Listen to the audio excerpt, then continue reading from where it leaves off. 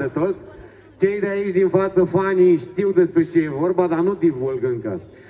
Până atunci, o avem pe Adelina și pe Maria, pe care vreau să o aplaudați foarte tare. Adelina Titov la vioară și Maria Chițelencu la pian. Se acompaniază una pe cealaltă. Mamă, mamă, mamă, mamă! Ați venit cu susținătorii de acasă.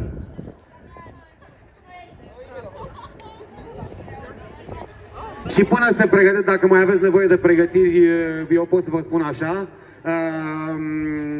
Știam că am uitat pe cineva, nu știu dacă este pe acolo, dacă mă aude sau nu, dar am uitat să-l prezint din toată gașca asta care a venit anul acesta la festival. Este vorba de Alex Onofrei, marangozul nostru de serviciu de aici din sat.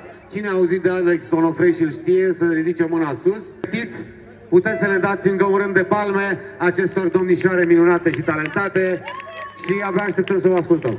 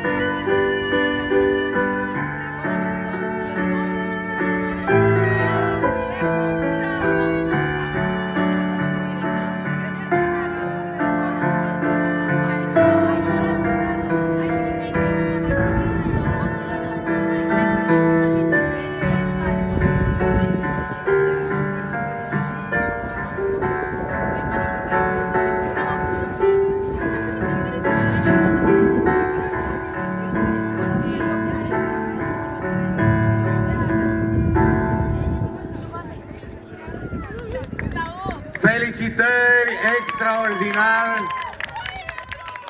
Extraordinar! Ce să zic? ce să zic, nu știu, mă uit acolo și nu înțeleg nimic din